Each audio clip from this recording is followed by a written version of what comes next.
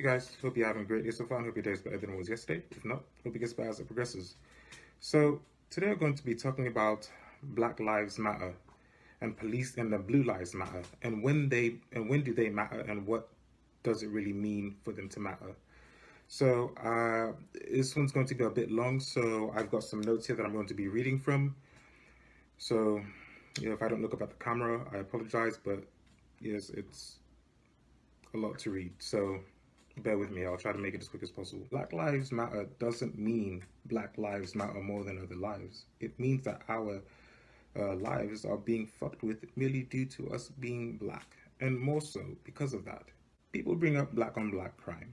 Well, then let's bring up white on white crime, Mexican on Mexican crime, Asian on Asian crime, and so on. Oh, so now it's proximity crime. Contrary to popular belief, black people have been known to protest this by those in their own communities. The media doesn't actually show that though. And of course, none of you will actually go out there and look for that sort of thing because it fits your narrative. And so while you're complaining about the fake news that you constantly keep seeing, you become a part of the conglomerate media that also posts fake news for your said narrative. Congratulations, you're part of the club. Black lives don't just matter when a cop, no matter the race, has nothing to do but to multitask by twiddling their thumbs while up their asses, thinking of the next hard target to pull over. In fact, that's not what Black Lives Matter is all about. It's been said many times. But since you can't read, I'll go ahead and say it for you so you can hear it. Black Lives Matter is about justice and how it's applied. When a black person kills anyone despite race, most times justice is served immediately. Even if they didn't commit a crime, their judgment is expedited and they are thrown in prison, oftentimes leading to a wrong conviction or a wrongful conviction. When a cop, white specifically, kills anyone, they're easily put on administrative leave or are fired and someone else picks them up knowing their history. What's more, cops actually cover for each other. So, no justice is actually served on our behalf or anyone's behalf that suffers because of them towards them. If or when we do the same thing, we'd be aiding and abetting a criminal. And that's illegal. So I have a question for the police officers out there, the LEOs, whatever. If you're in the law enforcement branch, this is for you and your cohorts and colleagues. Why is it that blue lives matter only when a black man kills you or a Mexican man kills you, but not when a good cop stands up for what's right and calls you out on your shit? Why do you fire all the good cops and leave behind all the scum behind that badge and the thin blue line you guys try to protect so hard? Why is it that when you get rid of bad cops, it takes people having to be outraged and twisting your arm for you to do it? There's even discrimination amongst bad cops, possibly due to white privilege. I don't know. But let's figure it out. Mohammed Noor killed Justine Ruszczyk, and people protested, and he got 12 and a half years in prison. That happened in Minneapolis. Norris Greenhouse and Derek Stanford shot and killed 6-year-old Jeremy Mardis in a high-speed chase, and both cops are black and are charged with second-degree murder and in prison right now serving time as we speak. Let's get some diversity in here. Let's get some white cops. Amber Geiger kills Botham Jean, not even 10 years. Travis and Greg McMichael killed Ahmaud Arbery. If it wasn't for people complaining, we'd never know that there was a video, and the video was only released to exonerate the white murderers. Here's some more people who didn't get justice because, well, a cop shot them, and the victims were black. Breonna Taylor, Charles Kinsley, Jamel Robertson, Emantic Bradford Fitzgerald, and Tatiana Jefferson. That's just to name a few. Killer cops and shooter cops got paid leave, fired, or moved to a desk job or to another precinct, and they didn't even get put in prison. Those killer cops were white. So in order for justice to be served to white LEOs, their arms have to be twisted, but when it's a black LEO, it's straight to the slammer. Now that's hypocritical. Also, one more question, or several, depending on how you see it. If I see you or someone you love getting assaulted, and let's say for argument's sake, it's by another black guy, and I don't do anything about it and just mind my business, and you and your loved one gets killed. If yes, then am I only one of those good ones if I'm saving you because you know the story? Now, let's say that questions are being asked, and even if I'm not asked, I have information which can lead to you getting the justice you deserve because you're an American and a living creature.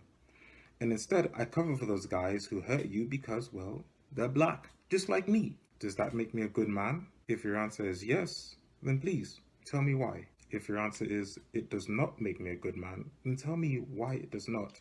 And then apply that same answer that you gave me to you and your colleagues, your precinct, whoever. Thank you for taking the time out of your day to listen to my video. If you made it this far, thank you so much. Anyways, I'm out of here. Hey, Reg Kelly, Table in the Wilderness. I've been out here cutting logs. Storm blowed a bunch of trees down, and we're trying to clean up around here and rebuild fence. And I got my old trusty John Deere tractor there pulling these logs out. And anyway, I was looking at these gloves a while ago, and I thought about all the workers across America today that are still driving their trucks, the guys that are still milking their cows, the guys that are still delivering bread, the guys that are still delivering the groceries, and the men who went to work and they're welding today and they're making cars and trucks and tractors, and the people that are making the food processing plants, and all the people in America that are working today, and they weren't out like a bunch of idiots last night and tyrants and anarchists trying to destroy this country. And I just want to say this, that I don't have 1 ounce of sympathy for your fake outrage. I have sympathy for the man that was killed up there, and I think it was criminal, as far as what I can see. But I'm also willing to wait till all the evidence is heard in the criminal court of law, with all the facts and evidence presented on both sides. But I'm not willing to be coerced by some mob violence Antifa bunch of punks. And I'll just tell you, punk Antifa, something. You want to come down here in the country and try us, boys, you just come right on. You better, old boy said you better bring your Hearst with you, because you're probably not walking out. Now you listen to me.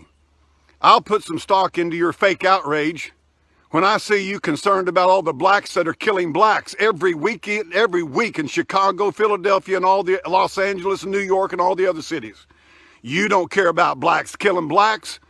What you're intent on doing is destroying this country, and you're trying to use racism to do it. You're sorry and low down, and you're wicked and evil.